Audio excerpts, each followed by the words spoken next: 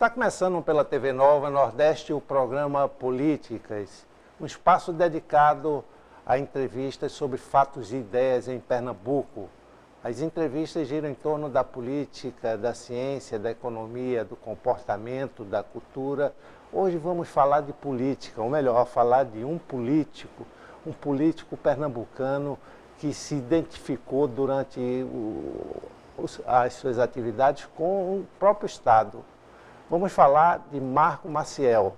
Marco Maciel teve uma vida muito ativa como político, foi deputado estadual, foi deputado federal, presidente da Câmara Federal, senador da República, vice-presidente do Brasil e, novamente, senador. Quem escreveu um livro sobre ele é o jornalista Ângelo Castelo Branco, jornalista e escritor que fez esse livro da chamada coleção Memória da CEP, não é isso? Exato. Sobre Marco Maciel, um artífice do entendimento, anotações para uma biografia. Vamos conversar com o Ângelo sobre a produção desse livro e a própria vida política do Marco Maciel em relação ao Estado de Pernambuco. Ângelo, como foi feita a produção desse livro? Você pesquisou que tipo de fontes para produzir essa obra? Bom, o Ricardo Leitão, o presidente da Companhia Editora de Pernambuco, me convidou, me telefonou, queria conversar comigo e tal, eu estive lá com ele. Então ele pediu para escrever uma obra, um trabalho biográfico sobre Marco Maciel para que a editora pudesse publicar como reconhecimento do papel político que ele exerceu dentro e fora de Pernambuco. Então, havia um prazo, havia um número limitado, inclusive, de espaço para se escrever, porque são publicações com a mesma quantidade de páginas, de fotos, etc. Embora eu tenha ultrapassado um pouco, até por a razão pela qual, inclusive, numa conversa com o Everardo Maciel, falando sobre as dificuldades que eu ia ter para começar uma pesquisa, porque a vida de Marco Maciel é uma vida muito densa, muito cheia de episódios, de histórias, etc. Então, Everardo até sugeriu, e eu concordei, disse, vamos fazer um subtítulo, Anotações para uma Biografia. Já que a gente não pode fazer uma biografia completa, porque o espaço não permite, então eu vou tentar fazer uma seleção rigorosa de eventos cronológicos da vida de Maciel. E aí eu comecei a fazer o trabalho. Essa seleção começa quando? Começa quando ele assume o primeiro mandato de deputado estadual aqui na Assembleia Legislativa de Pernambuco? Na verdade, é até um pouco romântico o começo, porque essa história começa num bonde da Pernambuco Tramos, na década de 30, 40, quando o então acadêmico José do Rego Maciel entrou num bonde para ir para a missa, na Igreja da Soledade, e se deparou com uma jovem, que na época tinha 14, 15 anos, morena, bonita, chamada Carmen Silvia, e ele se encantou por essa moça no bonde, e aí passou a se interessar, a verificar onde ela morava e tal, e nasceu o namoro. O livro começa com esse romance, né, a parte assim mais romântica do início do livro e tal. E aí a família toda, são 6, 7 filhos, e aí a história começa com Marco Maciel, que foi, ele nasceu eram 9 irmãos, ele nasceu no meio, ele era o 5º filho de 8 irmãos, portanto, ele nasceu exatamente no meio da prole, né? 4 irmãos mais velhos e 4 irmãos mais jovens.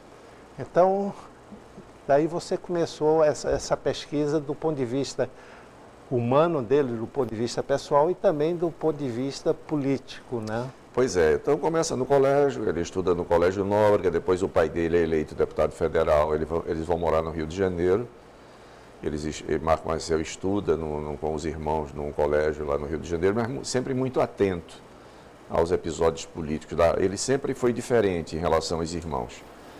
Né? Enquanto os irmãos, as irmãs e os 2 irmãos pouco se interessavam pela atividade política do pai. Marco Maciel não, era colado com o pai o tempo todo. Quando ele era deputado federal no Rio, mesmo jovem, adolescente, ele sempre se mostrou muito interessado na atividade do pai. E a influência do pai dele na vida política dele é fundamental. Até pelos conselhos, até pelos conselhos que o pai José do Rego Maciel dava ao filho, dizendo, olha, se você fizer a opção pela política, você fique sabendo que naquela época era assim que se pensava, é diferente de hoje, mas enfim, você fique sabendo que política é feito de sacerdócio. Você não pode ter nenhuma outra atividade na vida e você tem que se dedicar integralmente à política como instrumento de transformação social, de defesa da população, do seu estado, do seu país, etc. Eu digo o seguinte, que lá depois que eu terminei esse trabalho, eu disse, olha, há um livro que influenciou muito Marco Maciel na juventude e durante toda a vida, que era Um Estadista do Império, de Joaquim Nabuco. Joaquim Nabuco foi realmente o grande, digamos assim, inspirador, o grande guru intelectual de Marco Maciel. E se Joaquim Nabuco foi o estadista do Império, eu ousaria dizer que Marco Maciel teria sido o estadista da República, como aluno, como discípulo das lições de Joaquim Nabuco. Honrando as lições de Joaquim Nabuco, como você bem disse. E no pensamento do Nabuco, há sempre essa questão da diversidade de pontos de vista a serem observadas e o conhecimento de várias coisas, típico do comportamento dele, que era uma pessoa que se interessava por vários assuntos, né? Não era uma pessoa com ideia fixa, com um só projeto, né? Marco Maciel era um político diferente, porque ele não era um político, naturalmente que como executivo, como chefe do Poder Executivo em Pernambuco, ele montou uma equipe e ele fez um programa, uma gestão do ponto de vista de realização de obras bastante ousado. Porque ele tinha sido presidente da Câmara Federal, ele tinha conhecimentos, ele montou uma espécie de uma rede de conhecimentos, bastante importante, né? Quando ele era presidente da Câmara Federal, ele se aproximou de pessoas muito influentes na República, na época, no governo militar e também entre os que pregavam já naquele momento a transição para a democracia. Então ele se dava muito bem com todas essas duas alas, esses dois segmentos do pensamento político na época. E Marco Maciel achava que a política era muito mais do que fazer obras, do que fazer pontes ou estradas, ou enfim.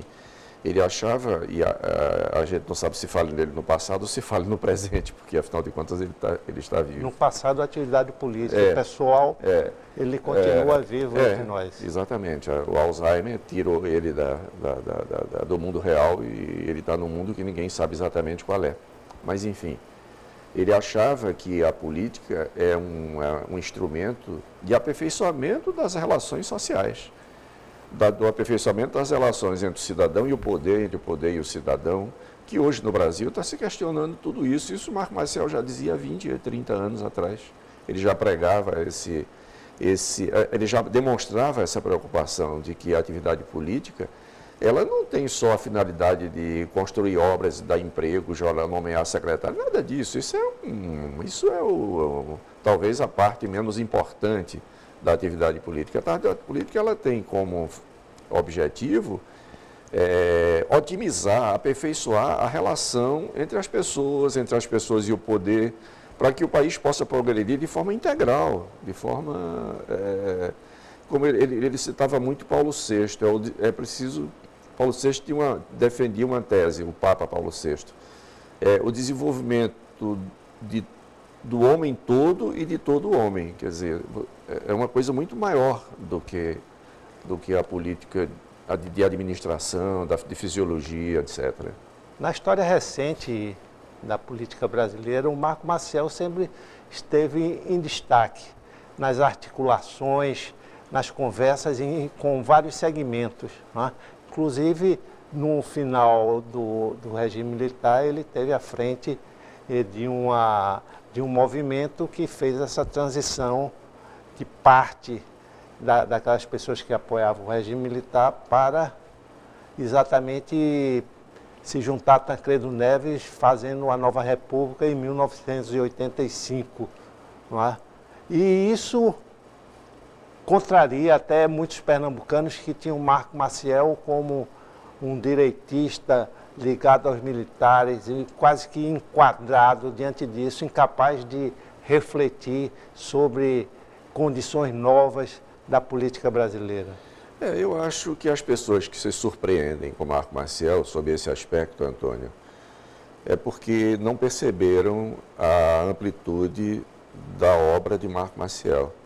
Ele talvez, em função de dificuldades mesmo inerentes à própria circunstância em que ele viveu, dos conflitos ideológicos, ele teve muita dificuldade em transmitir aquilo que de fato ele representava, ele desejava. Ele nunca foi diferente. Quando Marco Maciel se manteve na linha auxiliar do governo militar no governo Geisel, é porque havia um objetivo para isso. Ele e o então ministro da Justiça, Petrônio Portela, eles tinham um objetivo. Da chamada abertura política. Eles tinham, porque a sociedade, o movimento social, a composição social e política, ela não é estática. Ela está sempre mudando. Quem pensa que o regime tal se instalou, pronto, maravilha, nunca mais... Nada disso, isso não existe. Todo regime, ele está sempre sujeito a mudanças, a sociedade, ela exige isso. E Marco Maciel, naquele momento, juntamente com algumas outras pessoas, eles começaram a tecer a questão da abertura política de uma forma muito eficiente. Então, eu diria a você, a anistia que veio em 1979 foi muito fruto desse trabalho.